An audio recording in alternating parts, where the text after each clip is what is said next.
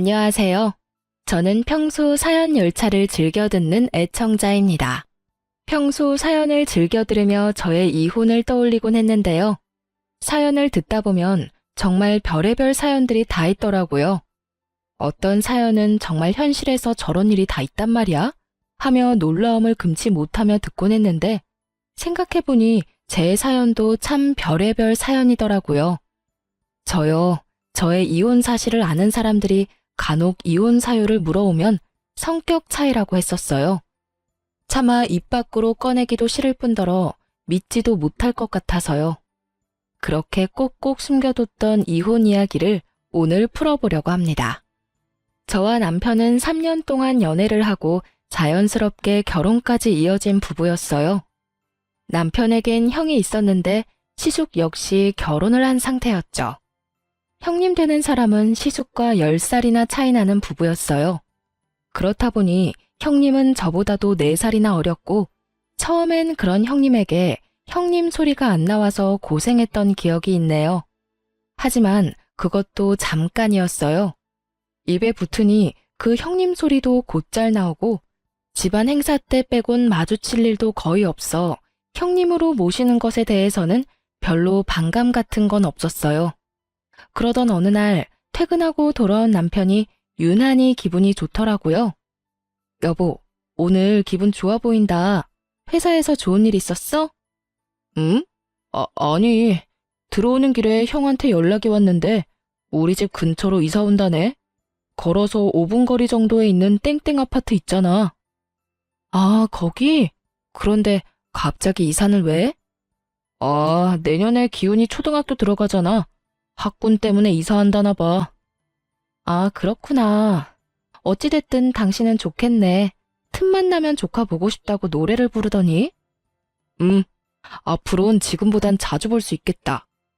남편은 기뻐했고 전 대수롭지 않게 생각했어요. 형님네가 이사를 오든 말든 제가 관여할 바도 아니고 저에게 해가 될 것도 아니었으니까요. 그냥 그런가 보다 했어요. 하지만 정말 예상도 못했던 일이 생겨나더라고요. 저는 그 당시 임신 준비를 하기 위해 일을 쉬고 있었어요. 직업 특성상 외근도 많을 뿐더러 무거운 물건을 자주 들어야 하는 일이라 아무래도 임신 준비를 하며 일을 병행하기엔 힘들겠다는 생각이 들었기 때문이었어요.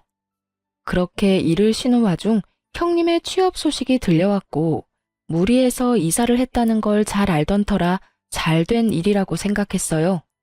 그런데 어느 날 갑자기 형님에게서 전화가 오는 것이 아니겠어요? 생전 따로 연락도 없었고 왕래도 없던 형님이 대뜸 전화가 오니 의아하긴 했지만 그렇다고 무시할 수도 없었기에 전화를 받게 되었어요. 그것이 충격적인 사건의 시작이라는 건 꿈에도 모르고 말이죠. 동서, 집이에요? 네, 형님. 집인데 왜 그러세요? 아, 그럼 나 부탁 하나만 들어주면 안 될까요? 부탁이요? 네, 사실은 우리 기훈이가 유치원에서 다쳤다고 연락이 왔는데 나도 그렇고 애 아빠도 그렇고 지금 도저히 나갈 수가 없는 상황이라서요. 정말 미안한데 동서가 좀 가주면 안 될까요? 선생님 말씀으로는 얼굴을 다쳤다는데 이야기만 들어서는 어떤지 알 수 없어서요. 아, 네, 알겠어요. 그럼 기훈이 유치원 어딘지 문자로 좀 남겨주세요. 지금 바로 준비해서 가볼게요. 그렇게 전화를 끊은 후 저는 서둘러 옷까지만 챙겨 입고 유치원으로 향했어요. 다른 것도 아닌 아이가 다쳤다고 하니 저도 걱정이 되더라고요. 유치원에 도착하니 조카의 이마에서 피가 살짝 나고 있더라고요. 이야기를 들어보니 친구가 던진 장난감에 이마가 찍혀버렸고 심한 상처는 아닌 듯하지만 피가 나니 일단 연락드린 거라고 하더라고요. 전 일단 알겠다고 말하고 조카를 데리고 병원으로 갔어요. 제가 보기에도 상처가 심하지 않았고 일단 내과를 데리고 가보고 안 되겠다 싶으면 성형외과든 피부과든 가보려고 했죠. 조카의 상처를 꼼꼼히 살펴봐 주신 의사 선생님은 심한 상처는 아니니 안심하라고 말하셨어요. 이 정도로는 굳이 성형외과는 가지 않아도 된다며 아이들의 재생력으로 충분히 나을 수 있는 정도라고 하더라고요. 그저 조카가 좀 놀란 것 같으니 저녁은 부드러운 음식으로 주는 것이 좋겠다고 하고요. 그렇게 병원 진료를 마치고 약국에 들러 유아용 상처 연고를 산 후 집으로 돌아갔어요. 선생님의 말씀대로 조카는 많이 놀랐는지 자꾸 안아달라고 성화였고 전 7살짜리 남자아이를 안아 재우기까지 했어요. 그렇게 겨우 조카를 재우고 저녁을 준비하고 있는데 뒤늦게 형님과 시숙이 아이를 데리러 왔더라고요. 오셨어요? 기훈이 아까부터 자고 있어요. 병원은 다녀왔는데 병원에서 심하지 않다고 연고만 잘 발라주라고 하더라고요. 연고는 여기 있어요. 일반 내과만 갔다가 온 거예요? 성형외과는요? 아무리 심하지 않다고 해도 얼굴인데 성형외과를 갔어야죠. 왜 성형외과는 다녀오지 않았냐며 다짜고짜 따지는 형님을 보는데 참 어이가 없더라고요. 아니, 이럴 땐 고맙다, 미안하다, 오늘 고생이 많았다가 먼저 아닌가요? 제 심정 같았으면 당장이라도 쏘아붙이고 싶은 걸 겨우 참고서 상황을 전해주었죠. 그게 의사 선생님이 상처가 심하지 않다고 굳이 성형외과나 피부과는 가지 않아도 된다고 하더라고요. 애들 재생력이 생각보다 좋아서 이 정도 상처는 충분히 자연 치유가 가능하다고요. 그래서 그냥 집으로 왔어요. 기훈이도 워낙 칭얼거리기도 하고 집에 와서도 많이 놀랐는지 계속 안아달라고 해서 안아재우기도 했고요. 이 정도 설명이면 알아들었겠지 했는데 형님은 제 말을 전혀 알아듣지 못한 눈치더라고요. 아니, 아예 들을 생각이 없는 사람처럼 보이더군요. 제 말이 끝나자마자 개거품을 물고 따지기 시작했으니까요. 아, 몰라. 아무리 그래도 이마가 찍혀서 피까지 났는데 일반 내과가 뭐예요, 일반 내과가. 내가 전화로 그렇게까지 부탁했는데 정말 너무한 거 아니에요? 그래요, 재수씨. 이번 일은 저도 재수씨한테 좀 섭섭하네요. 형님에 이어 시숙까지 저에게 따지고 드는데 정말 억울해서 돌아버리겠더라고요. 이러려고 시간 내서 부탁을 들어준 것이 아닌데 짜증도 나고요. 그래서 전 더는 참지 않기로 했고 한마디 쏘아 붙여주었죠. 아니, 기껏 부탁해서 도와줬더니 고맙다는 말은커녕 이런 식으로 사람 몰아붙이는 거 아니죠. 더는 할 말도 없고 듣고 싶은 말도 없어서 그러는데 이제 돌아가 주실래요? 뭐요? 동서 진짜 너무하네. 지금 사과받아야 할 사람이 누군데? 자기 자식 아니라고 대충 병원이나 데리고 가놓고 내 입에서 고맙다는 말을 기대하는 거예요? 정말 해도 너무하네. 혹시라도 우리 아들 이마에 흉이라도 지는 날엔 동서가 다 책임져야 할 거예요. 알겠어요? 그렇게 흉터가 걱정이면 이러고 있을 시간에 성형외과에 데리고 가면 되지. 왜 엄한 사람한테 책임 전가를 해요? 지금이라도 데리고 가요. 야간 진료하는 데 많다고요. 저의 고함에 두 사람은 조카를 데리고 돌아가 버렸고 남편은 끝까지 아무 말도 없더군요. 정말 너무나도 어이가 없었어요. 시숙은 형님 편을 든다고 바쁜데 남편은 강 건너 불구경하듯 지켜만 보고 있었으니까요. 당신은 왜 아무 말도 안 해? 이럴 땐 내 편을 들어줘야지. 내가 굳이 편 들고 말고 할 게 없던데. 뭐? 혼자서 충분히 잘 싸우는데 내가 왜 나서. 괜히 나까지 나서면 큰 싸움 나지. 이 어이없는 남편의 말을 듣고 있는데 남편과 입씨름할 전이마저 상실되는 기분이더라고요. 길게 말해봤자 제 입만 아플 것 같아 다음부턴 이런 일이 있다면 가만히 있지만 말고 나서달라는 당부와 함께 일단락시켰어요. 그런 일이 있고 난 후 염치라는 게 있는 사람이라면 다시 도움을 청하는 일이 없어야 할 텐데 형님은 염치도 양심도 없는지 줄기차게 연락이 오더라고요. 동서, 오늘 우리 기훈이 좀 데리고 와주면 안 될까요? 동서, 정말 급해서 그러는데 우리 기훈이 좀 잠시 봐주면 안 될까? 등등. 그야말로 기가 막히는 부탁에 저는 칼같이 안 된다고 했습니다. 조카 잠시 봐주는 거? 유치원에 데리러 가는 거? 힘든 일 아니에요. 버겁다고 하더라도 피치 못할 사정이 있으면 가족끼리 충분히 해줄 수 있는 일이라고 생각해요. 하지만 지난번 사건 이후 여전히 고맙다는 말만 아니라 미안하다는 말도 없었고 저도 기분이 많이 상해 있는 상태였죠. 거기에다 배려를 고마워할 줄 모르는 인간에게 더 베풀고 싶지도 않았고요. 계속되는 거부에 한동안 형님은 연락이 없었고, 더는 그런 부탁을 하는 일은 없을 거라고 생각했는데, 더 어이없는 상황이 저를 기다리고 있더군요. 그날은 유난히 남편에게 연락이 많이 온 날이었어요. 할 말이 딱히 있어 보이지는 않는데 집이냐고 계속 묻더라고요. 여보, 집이야? 아직 집이지? 집이지. 아까부터 왜 계속 집이냐고 물어? 아니, 그냥 오늘 약속 없지? 없다니까. 도대체 몇 번을 물어? 왜? 무슨 일 있어? 집에 택배 올 거 있어? 아니, 그런 건 아닌데 오늘은 집에 꼭 있어줘. 이런 식으로요. 저는 나갈 곳도 없긴 했지만 혹시나 하는 마음에 집 밖으로 나가지 않고 있었고, 그렇게 집에서 쉬고 있는데 모르는 번호로 전화가 오더라고요. 모르는 번호는 받지 않던 터라 그 전화 역시 받지 않았고, 전화가 끊기는가 싶더니 그 번호로 문자가 오더군요. 의아한 마음에 문자를 확인했고, 그 전화번호의 주인공은 다름 아닌 조카 유치원의 선생님이었어요. 집 앞에 하원 차량이 도착했으니 빨리 나와달라는 연락이더군요. 다른 아이들도 함께 기다리고 있으니 서둘러 달라는 말과 함께요. 이게 도대체 무슨 상황인가 싶더군요. 문자를 잘못 보냈다고 생각하기엔 조카의 이름이 맞았고, 도착했다며 함께 보내온 사진이 저희 집 앞이 확실했기에 불이 나게 집 앞으로 나갔어요. 그곳엔 유치원 버스 앞에 서 있는 조카가 있었고, 일단 조카를 맞이하긴 했지만 그 모든 상황이 참 당황스럽더라고요. 상황 파악이 되지 않은 저는 이게 어떻게 된 일인지 선생님께 물었어요.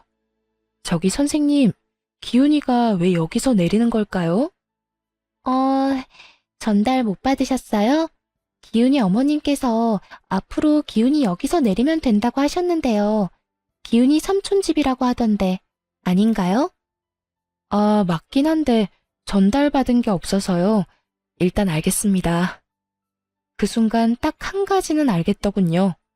다른 건 몰라도 남편 역시 이 일에 개입이 되었다는 사실을요. 남편의 도움 없이는 이루어질 수 없는 작전일 뿐만 아니라 온종일 남편이 전화를 해댔으니 틀림없이 남편이 스파의 짓을 했음이 분명했어요. 저는 끓어오르는 화를 누르며 일단 조카를 데리고 집으로 들어갔어요. 말이야 바른말이라고 아이에게 죄는 없으니까요. 그렇게 전 조카의 간식과 저녁까지 챙겨 먹이며 형님과 시숙을 기다렸어요. 하지만 9시가 넘는 시간까지 두 사람은 연락 한 통 없이 오지 않더라고요. 물론 제 전화를 받지도 않고요. 저의 분노는 극에 달해갔고 10시가 다 되어갈 때 술에 취한 남편이 들어오는군요. 비틀거리는 꼴을 보고 있는데 정말 화가 머리끝까지 치솟아 노발대발하며 남편에게 물었어요. 도대체 이게 무슨 일이야? 왜 이제 와? 내가 얼마나 황당했는지 알아? 뭐가? 왜? 무슨 일 있어? 몰라서 물어? 기훈이가 왜 우리 집 앞에서 유치원 차를 내려? 그것도 나하고는 한마디 상의도 없이. 내가 오늘 얼마나 어이없었는 줄 알아? 아, 그게 형수가 전화와서 우리 집 앞에서 하원하면 안 되냐고 부탁하길래 알겠다고 했어. 당신도 집에서 쉬니까 그 정도는 괜찮을 것 같아서. 태연한 얼굴과 말투로 저렇게 말하는데 정말 그 순간에 얼굴을 확 다 긁어버리고 싶더라고요. 그것이 끝이 아니었어요. 더 황당한 말이 남편의 입에서 나오고 있더군요. 아, 그리고 형이랑 형수 3박 4일로 여행 갔다 온다고 하더라. 애 낳고 처음으로 가는 여행이라고 해서 기훈이 우리가 봐줄 테니까 잘 다녀오라고 했어. 그러니까 그런 줄 알고 있으면 돼. 그건 부탁도 설득도 아닌 통보였어요. 그 엄청난 일을 통보로 끝내버린 남편은 쓰러지듯 잠이 들어버렸고, 술에 잔뜩 취해 대화가 되지 않는 남편에게 화를 내봤자 소용이 없는 짓이었고, 그렇게 저는 팔자에도 없던 독박 육아가 시작되었습니다. 육아라곤 해보지 못한 저에게 7살짜리 남자아이를 돌보는 것은 고난의 연속이었고, 날마다 엄마를 찾으며 힘들어하는 조카에게도 힘든 시간이었어요. 남편은 날마다 술에 취해서 들어왔고, 전 그야말로 분노의 날들을 보내고 있었어요. 상황이 그렇게 되자 몸은 일할 때보다 힘들었고, 스트레스 또한 그 어느 때보다 심하게 받고 있었죠. 그렇게 아이도 어른도 힘든 4일이 지나고 기다리고 기다리던 형님과 시숙이 집으로 왔더라고요. 그래도 이번에는 고맙다는 말 정도는 하겠지 했는데 기대했던 제가 바보였습니다. 조카를 낚아채듯 데리고 가던 형님은 이렇게 말하더군요. 아, 진짜. 기운이 살 빠진 것 같아. 얼마나 눈치 주고 못 먹였으면 4일밖에 안 지났는데 애가 살이 다 빠졌대? 이렇게 말하곤 대꾸할 틈도 없이 가버리는데 정말 뭐 저런 것들이 다 있나 싶었죠. 그리고 그들의 그 뻔뻔한 뒤통수를 보고 저는 결심했어요. 복직하기로요. 여전히 입을 다물고 있는 남편에게 오만 정이 떨어져 버렸고 그랬기에 임신 준비는 하고 싶지 않았어요. 전 결심이 서자마자 회사에 복직 신청을 했고 운 좋게 그 당시 육아휴직을 낸 직원이 있어 생각보다 복직은 빠르게 할 수 있었죠. 저는 저번에 남편이 그랬듯이 똑같이 통보를 해주었습니다. 나 복직됐어. 다음 주 월요일부터 출근이야. 뭐? 복직? 나하고 한마디 상의도 없이 무슨 복직이야. 내가 복직하는데 당신하고 굳이 상의해야 해? 하여튼 난 다음 주 월요일부터 출근이니까 그런 줄 알고 기훈이 케어는 알아서 하라고 전해줘. 정 안 되면 당신이 직접 휴가 내고 돌보든지. 그렇게 전 육아에서 해방됐고 회사 생활을 하며 바쁘게 지냈어요. 조카 문제가 사라지니 남편과 저 사이에 기분 상하는 일도 없었고 점점 관계도 회복되고 있었어요. 일은 힘들어도 정신적인 스트레스가 없으니 집에서 쉴 때보다 몸도 마음도 더 건강해지는 기분이 들며 평화가 다시 찾아왔구나 싶더라고요. 그런데 복직한 지 한 달도 채 되지 않은 어느 날, 집으로 시댁 식구들이 몰려왔더군요. 무슨 일인가 싶었더니 성질도 급한 형님은 거두절미하고 본론을 꺼내기 시작했어요. 동서, 피차 바쁜 사람끼리 말 돌리지 않고 본론만 말할게요. 회사 일 힘들 텐데 괜한 고생하지 말고 다시 그만두고 우리 기훈이 좀 다시 봐줘요. 뭐라고요? 우리 기훈이 좀 다시 봐달라고요. 하원하고 몇 시간 봐주면 돼요. 아, 그냥 봐달라는 건 아니고 한 달에 30만 원 줄게요. 완전 거저 아니에요? 고작 몇 시간 보고 30만 원이면. 아, 그러니까 기훈이 하원시키고 형님네 퇴근할 때까지 데리고 있으면 30만 원을 주겠다. 이 말이죠? 저는 너무 황당해 제가 들은 말이 잘못된 것이 아닌지 다시 물었고 형님은 제 눈치를 한번 살피더니 더 황당한 말을 하더라고요. 아, 30만 원이 작아서 그래요? 그래요. 그럼 50만 원. 그 이상은 안 돼요? 우리 기훈이 이제 다 커서 딱히 신경 쓸 일도 없고 그저 하원만 해주고 간식 챙겨주는 게 다예요. 혹시나 우리가 늦어지면 저녁도 좀 챙겨주고요. 어때요? 간단하지 않아요? 진짜 별 미친 소리를 다 듣는구나 싶더라고요. 돈도 던이었지만 부탁하는 말투가 아니라 명령조라 제 기분은 곱절로 더 상해버렸고 이런 문제는 직구가 답이라는 생각에 확실하게 제 뜻을 전했어요. 50만 원이요? 50만 원 받고 애볼 바엔 그냥 회사 다니죠. 제가 지금 월급이 200 정도는 넘는데 이만큼 줄 수 있어요? 월급만큼 준다고 하면 생각은 해볼게요. 아, 상여금, 퇴직금도 물론 챙겨줘야 하는 건 알고 있죠? 저는 형님을 똑바로 보며 말했고 그런 제 말에 형님이 뭐라고 대꾸할 틈도 없이 시모가 노발대발하며 나서더군요. 너 진짜 돈독이라도 올랐니? 가족끼리 그냥 도와주지는 못할 망정 지금 받는 돈만큼 내놓으란 말이 나와? 나 같으면 50만 원 받고 기훈이 3-4시간 봐달라고 하면 두 팔 벌려 봐줄 거다. 그건 뭐가 힘들다고 그리 야속하게 굴어? 그렇게 좋은 제안이라고 생각하시면 어머님이 봐주시면 되겠네요. 뭐라고? 조금 전에 그러셨잖아요. 어머님 같으면 두 팔 벌려 봐준다고. 그러니까 저한테 이러지 말고 어머님이 형님네 가서 기훈이 봐주면 되겠네요.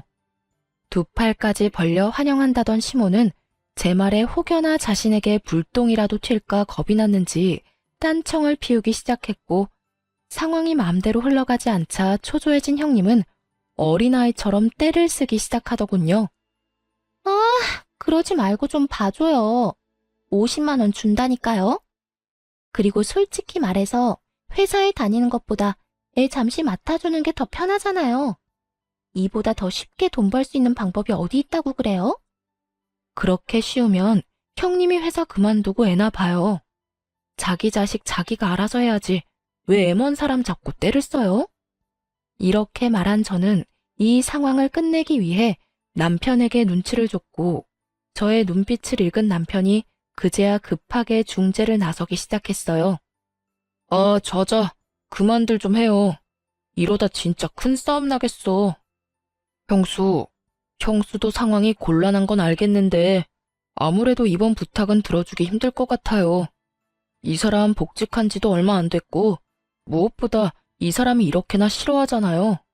그러니까 다른 방법을 찾아보기로 하고 오늘은 이만 다들 돌아가 주세요.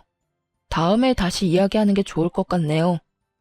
남편은 꽤 단호하게 말하며 시댁 식구들을 내쫓다시피 하며 보내버렸고, 이젠 더는 분란이 일어나는 일은 없겠지 했습니다. 이렇게까지 했는데 더는 조카 이야기를 저에게 꺼낼 리가 없을 테고, 조카 일만 아니라면 형님네와 부딪히는 일은 없을 거라 생각했으니까요. 하지만 그건 저의 크나큰 착각이었고, 조카 일보다 더 경악스러운 일이 저에게 일어나고야 말았어요. 그날은 다름 아닌 친정엄마의 생신이었고, 늘 그랬듯이 남편과 함께 엄마를 만나기 위해 집을 나서려는 순간이었어요. 그런데 남편에게 전화가 한 통 오더라고요. 왜? 무슨 일 있어? 그게 회사에 급한 일이 생겨서 지금 가봐야 할 것 같아. 어떡하지? 어떡하긴 하는 수 없지. 얼른 가봐. 미안해. 장모님께도 죄송하다고 전해주고. 그렇게 남편은 떠나버리고 섭섭한 마음이 들긴 했지만 남편의 얼굴이 심상치 않기도 했고, 무엇보다 회사 일이 그렇다는데 제가 뭐라고 하겠어요? 가라고 하는 수밖에요. 사정을 전해들은 엄마는 괜찮다며 별 수 없다고는 하셨지만 내심 섭섭해 보여 제 마음이 좋지 않더라고요. 아빠는 돌아가셨고 저는 외동이었던 터라 남편이 있고 없고의 차이가 컸거든요. 그렇게 식사가 끝나고 엄마가 소화되지 않는다며 걷고 싶다고 했고, 전 남편과 함께 갔던 유명한 산책공원이 떠올라 그곳으로 엄마를 모시고 갔어요. 산책로도 잘 돼 있고 풍경도 좋아서 모시고 간 것이었죠. 한참 그렇게 걷고 있는데 어디선가 익숙한 목소리가 들려왔고 뒤를 돌아보니 그곳엔 남편과 형님, 조카가 웃으며 함께 있더군요. 모르는 사람이 본다면 행복한 가족의 모습 그 자체였어요. 제가 발견한 남편을 엄마가 발견하지 못했을 리 없었고, 엄마는 제 눈치를 살피더니 이야기를 나눠보라고 하며 먼저 집으로 가겠다고 하더군요. 그렇게 엄마가 먼저 떠나고 그런 엄마의 모습에서 더 큰 분노를 느낀 전 남편에게 다가갔어요. 당신 여기서 뭐해? 이게 급한 일이야? 여기가 회사냐고. 저는 분노로 목소리마저 떨려왔고 그런 저를 발견한 남편의 얼굴이 사색이 되어버리더군요. 그리고 그 입에서 나온 말들은 정말이지 가관이었어요. 아니 그게 사실은 오늘 기훈이가 산책이 꼭 가고 싶다고 나가서 좀 놀고 싶다고 했다는데 형은 어제 늦게까지 회식해서 아직 자고 있다고 해서 형수가 혼자 기훈이를 어떻게 감당해. 그래도 남자 한 명이 있어야 사내 녀석을 감당하지. 그래서 당신한텐 미안하지만 기훈이랑 시간 보내게 됐어. 미안해 정말.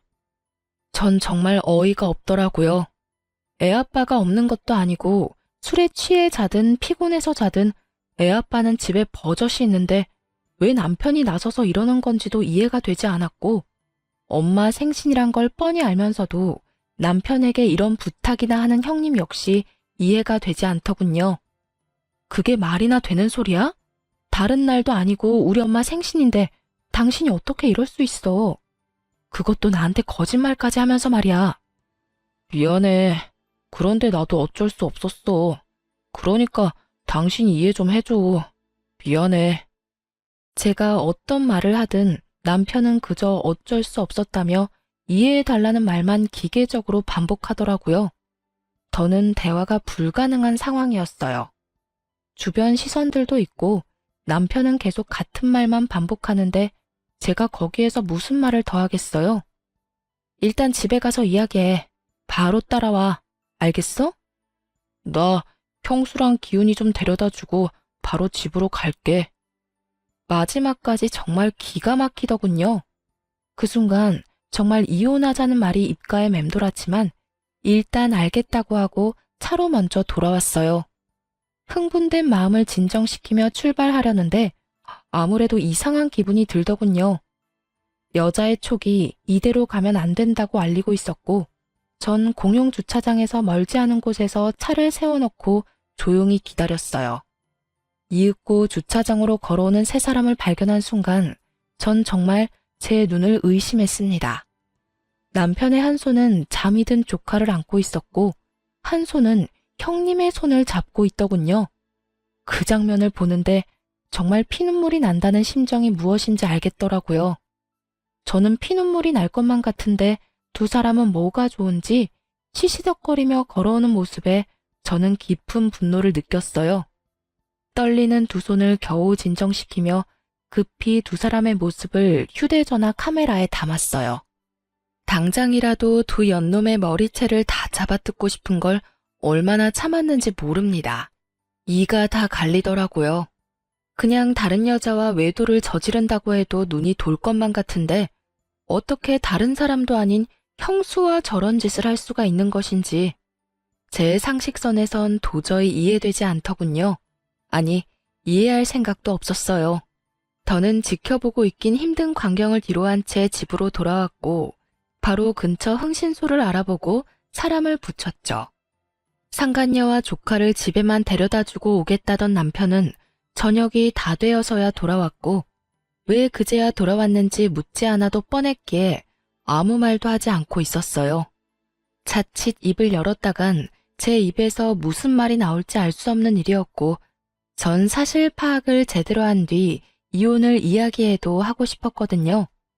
그렇게 제가 아무 말도 하지 않고 있자 남편 스스로 제 눈치를 살피며 변명을 해대기 시작하더군요. 여보, 미안해. 평수랑 기훈이 데려다주고 바로 오려고 했는데 기훈이가 배가 너무 고프다고 해서 밥만 좀 사주고 오느라 늦었어. 미안해. 화 많이 났어? 괜찮아. 오는 길에 화도 좀 가라앉았고 피곤할 텐데 얼른 씻고 쉬어. 정말이었어요. 볼 꼴 못 볼 꼴 다 보고 이혼까지 할 마당에 남편이 늦든 외박하든 그게 뭐가 대수겠어요? 그날 이후 전 남편과 말을 섞지 않았고 오직 흥신소의 연락을 기다리며 이혼을 준비했습니다. 처음엔 두 사람의 사진을 시숙에게 보여주며 모든 사실을 미리 알릴까 싶기도 했지만 혹시 모르는 상황에 시숙에게도 일단 알리지 않았어요. 저는 일단 남편 몰래 집을 부동산에 내놓고 짐도 조금씩 친정에 가져다 두었죠. 그리곤 증거는 사진 한 장이 다였지만 변호사를 만나 상담을 진행하며 이혼을 준비했고 그렇게 바쁜 시간을 보내고 있으니 흥신소에서 연락이 왔더군요. 두 사람은 1년 전쯤부터 만나왔고 그 시기는 저희 집 근처로 이사 오기 전이더군요. 평소 대부분 칼퇴근을 하던 남편이었던지라 도대체 언제 만나나 싶었더니 주로 점심시간에 만나 시간을 보내고 있었더군요.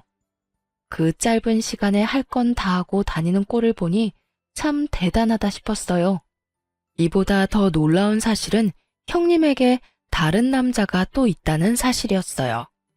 무슨 연유인지는 모르나 형님은 그 남자에게 돈을 퍼다 주고 있었고 그 돈 중엔 당연하게 제 남편 돈도 있었죠.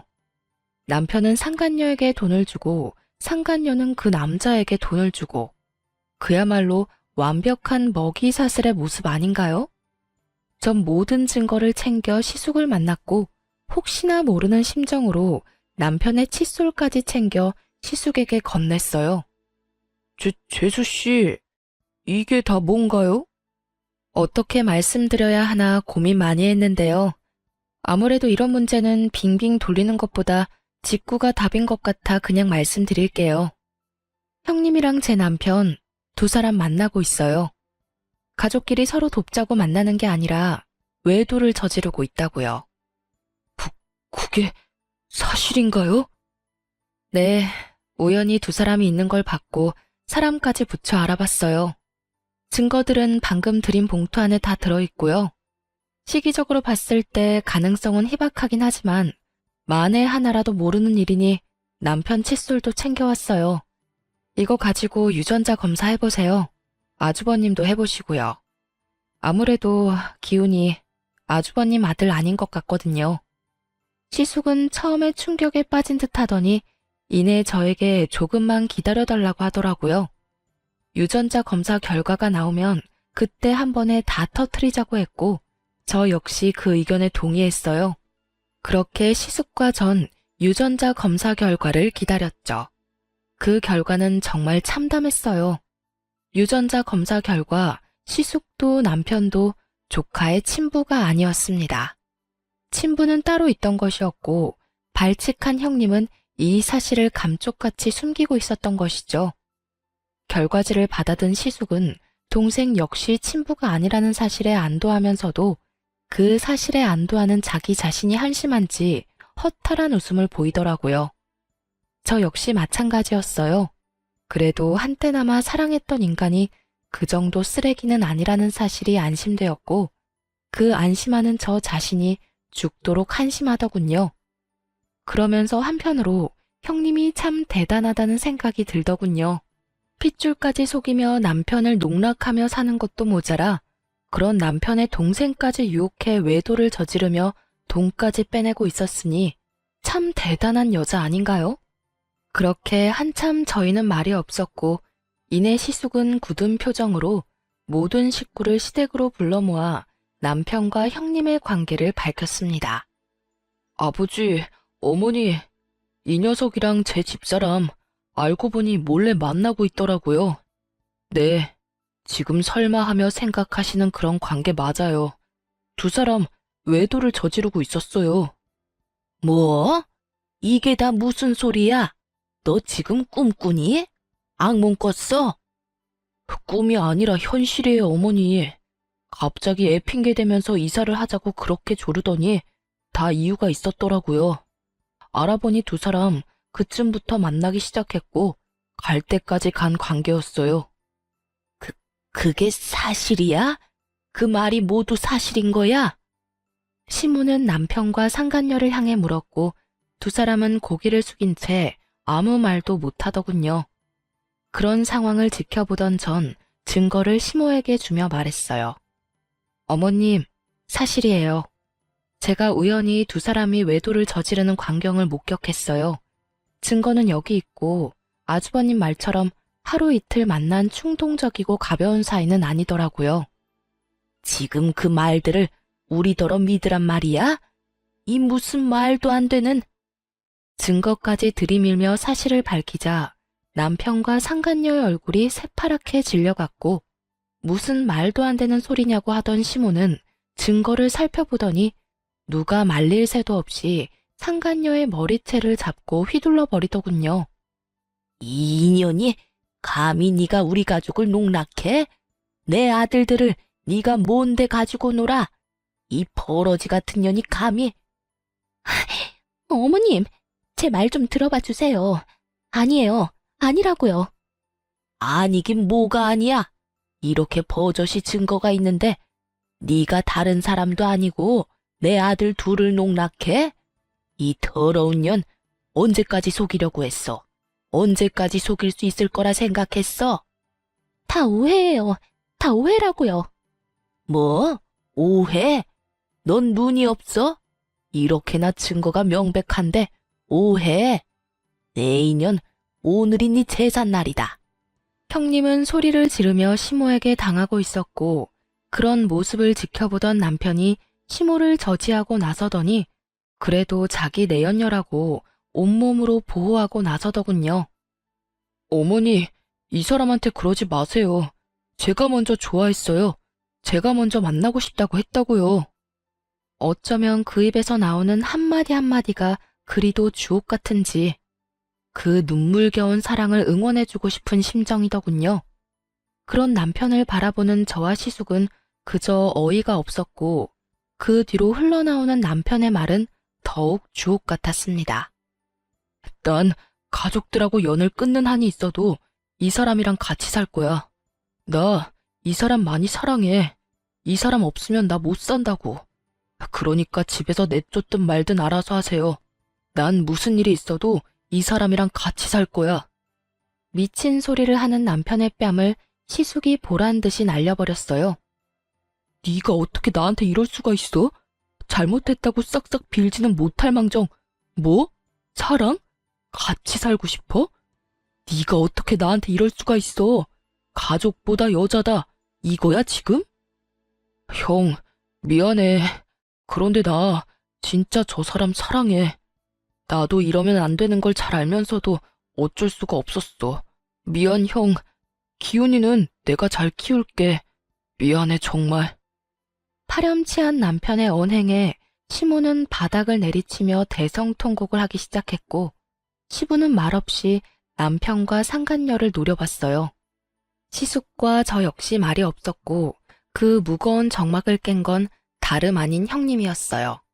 자신이 계획한 미래에 남편은 없었던 건지 자신의 앞을 막은 남편을 밀치곤 이렇게 말하더군요. 그게 도대체 무슨 말이야? 누가 너랑 산대? 우린 그냥 만난 것뿐이야. 난 너랑 살 생각 전혀 없다고. 뭐? 자기야, 지금 그게 무슨 말이야. 나 사랑한다고 했잖아. 언젠가는 나랑 살 거라며.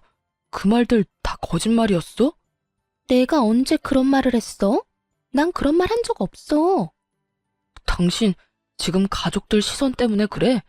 그런 거라면 걱정하지 마. 내가 다 알아서 할 테니까. 그러니까 이제 우리 행복하게 잘 살자. 응? 난 너랑 살 생각 없다니까. 이거 왜 이래? 이거 나. 남편은 끝까지 형님의 손을 붙잡고 매달렸지만 그런 남편의 손을 뿌리친 형님이 시숙의 앞에 무릎을 꿇고 앉아 빌기 시작하더라고요. 사랑과 전쟁 같은 막장 드라마가 다른 곳도 아닌 제 눈앞에서 펼쳐지고 있더군요. 여보, 정말 아니야. 당신이 생각하는 그런 관계 아니라고. 물론 몇 번 따로 만난 적은 있었어. 그런데 그런 관계는 정말 아니야. 나 좀 믿어줘. 나 당신 사랑하는 거 당신이 더 잘 알잖아. 손이 발이 되게 비는 상간녀의 머릿속이 훤히 보이더라고요. 남편과 제가 사는 집은 제 명의의 집이었고 그간 남편놈은 버는 족족 생활비를 제외한 모든 돈을 저 상간녀에게 다 가져다 주었으니 그 통장 사정이야 뻔한 일이었어요. 이 모든 사정을 누구보다 훤히 꿰뚫고 있는 상간녀는 자신에게 매달리는 남편은 뿌리치고 시숙에게 매달리기 시작한 것이었어요. 시숙 역시 이런 상황을 모를 리 없었고 조소를 띄우며 이렇게 말하더군요. 네가 이렇게 빌어도 난 너 같은 여자랑 살 생각 없어. 무조건 이혼할 거니까 그런 줄 알고 네 애아빠한테나 가서 잘 살아. 가족끼리 오손도손 살면 되겠네. 새파랗게 질렸던 상간녀의 얼굴은 시숙의 2차 폭로로 인해 사색이 되어버렸고 반사적으로 시치미를 떼기 시작하더군요. 그게 무슨 말이야? 애아빠라니. 우리 기훈이 아빠는 당신이잖아. 시숙은 끝까지 시치미를 떼는 상간녀를 향해 가슴 주머니에 묻어두었던 유전자 검사지를 던져버리며 말했어요. 다 알고 있어. 다 알고 있다고. 너 진짜 소름 끼친다. 어떻게 이런 걸 속여? 네가 사람이야? 날 속인 것도 모자라 그 남자한테 돈도 갖다 바치고 있더라. 네가 저 자식이랑 그렇고 그런 사이란 것도 알아냈는데 내가 이건 모를 거라 생각했어? 여보, 내가 그 남자한테 돈을 준 건 맞는데 그건 다 그 남자가 계속 협박을 해서 그런 거야. 돈을 주지 않으면 모든 사실을 당신한테 다 말한다고 해서 나도 우리 가정을 지키기 위해서 그랬던 거라고. 정말이야. 난 그렇게 해서라도 우리 가정을 지키고 싶었어. 가정을 지키고 싶다는 사람이 남편 동생과 외도를 저지르다니 이렇듯 말도 안 되는 변명들이 난무하고 있었고 이 모든 상황을 정리할 사진을 시숙이 던져버렸어요. 협박? 어쩔 수가 없었어? 넌 이게 어쩔 수 없는 사람의 표정이야? 마지막 사진은 다름 아닌 형님과 그 내연남과의 사진으로 두 사람이 다정하게 팔짱을 끼고 있는 사진이었어요. 상간녀는 더는 할 말이 없는지 그저 용서해달라는 똑같은 말만 되풀이했고 시숙은 그런 상간녀를 끌어다 쫓아내려고 했죠. 그러니 미쳐버린 상간녀가 이번에는 저에게 미친 소리를 하기 시작하더군요. 이게 다 니년 때문이야. 니년 때문이라고. 다 알았으면 조용히 입 다물고 있을 것이지 왜 입을 놀리고 다녀? 왜 다 알려서 이 사단을 만드냐고. 책임져. 책임지라고. 눈이 반쯤 돌아버린 상간녀는 저의 멱살을 잡고 흔들며 고함을 질렀고 전 그 손을 빠르게 뿌리치고 뺨을 날려버렸습니다. 너 진짜 미쳤구나. 상황 판단이 안 돼? 네가 저지른 짓이 얼마나 파렴치한 짓인지 잘 모르겠어. 어디서 누구 멱살을 잡고 미친 소리를 짓거려. 네가 뭔데? 네가 뭔데 날 때려? 네가 뭔데? 상간녀는 눈물을 머금고 또 소리를 질렀고 전 다시 뺨을 후려쳤어요. 정신 차려. 네가 이렇게 미친년처럼 소리를 지른다고 해도 달라질 건 없어. 그리고 상대를 봐가면서 소리를 질러야지. 어디서 감히 상간녀 주제에 당당하게 고개까지 쳐들고 고함을 질러? 입 못 다물어? 제 말에 상간녀는 저를 죽일 듯이 노려봤고 남편은 자리에 주저앉은 채 멍하니 모든 상황을 지켜만 보고 있더라고요. 전 그런 남편에게 다가가 최후의 통첩을 날렸어요. 우리도 이혼하자. 난 이제 너 같은 인간이랑 살 생각 전혀 없어. 저는 이혼을 통보했고 그제야 정신을 차린 남편이 저를 보며 빌기 시작하더군요. 여보, 이혼이라니. 당신도 다 들었잖아. 다 내가 저 여자한테 속은 거야. 이런 말 같지도 않은 말을 변명이라고 하고 있는 머저리 놈을 보고 있자니 정말 어이가 없어 헛웃음이 다 나더라고요. 넌 지금 그걸 변명이라고 하니? 변명이 아니라 사실이야. 이제 모든 사실도 알았고 정신 차릴게. 앞으로 정신 차리고 가정에만 충실할 거야. 내가 진짜 어이가 없어서 웃음이 다 나네. 야, 네가 앞으로 정신 차리고 가정에 충실히 한다고 하면 내가 널 받아줘야 해? 아, 이제 내 남편이 정신 차린다고 하니까 한 번 더 믿어주자. 이럴 줄 알았냐고. 넌 내가 우스워? 네가 그냥 아무 상관없는 여자 만났다고 해도 네 사실을 찢어버리고 싶은 심정인데 다른 사람도 아닌 형수랑 그딴 짓을 하고 다녔다고? 나 이제 너 보면 헛구역질이 나려고 그래. 너랑 이렇게 같은 공간에서 있다는 것만으로도 온몸에 소름이 끼친다고. 알아? 절규에 가까운 고함과 함께 눈물이 터져 나오더라고요. 그간 잘 참아왔던 눈물이 왜 하필 그때 터져버린 것인지 아직도 모르겠어요. 아마 그간 남편과 했던 세월이 떠오르며 이렇게까지 최악의 상황을 만든 남편도 아무것도 몰랐던 저도 원망스러웠던 것 같아요. 제가 어깨를 들썩이며 울자 남편이 다시 용서를 구하기 시작하더군요. 여보, 내가 진짜 잘못했어. 내가 앞으로 정말 잘할 테니까 한 번만 용서해줘. 이번만 눈 딱 감고 넘어가주면 내가 평생 갚으면서 살게. 내가 정말 당신만 사랑하면서 살게. 일을 이따위로 만들어 놓고 용서해달라고? 내가 머리에 총 맞았어? 내가 그렇게 만만해? 당신 같으면 용서가 될 것 같아? 미안해. 정말 미안해. 그런데 나 진짜 반성하고 있어. 이것만큼은 진심이야, 여보. 더는 들을 말도 하고 싶었던 말도 없었던 저는 최후의 통첩을 날렸죠. 다 필요 없고 짐이나 빼. 이혼하는 마당에 같이 살 필요는 없잖아? 혹시나 짐 핑계 대면서 집 들락날락할 생각은 하지도 마. 집 곧 나갈 예정이거든. 그러니까 당장 짐부터 빼. 이렇게 말한 저는 시댁에서 나와버렸고 소송을 진행했어요. 그렇게 이혼만은 안 된다던 남편은 상간녀와 합심해 어떻게 해서든 위자료를 덜 주기 위해 부단히도 애썼지만 소용없는 짓이었죠. 입이 떡 벌어질 만한 사건이었으니까요. 시간이 오래 걸리긴 했지만 어찌되었든 전 이혼을 했고 위자료 역시 만족할 만큼 받을 수 있었습니다. 이혼하고 난 후 이런저런 일로 바쁘게 사는 와중에 두 사람의 소식이 들려오더군요. 상간녀에게 속았다던 전 남편은 시댁에서 쫓겨나자마자 시숙에게 이혼당한 상간녀와 살림을 차렸다고 하더군요. 이혼 소송 당시 둘이 붙어있던 꼴을 봤던 터라 놀랍지도 않더군요.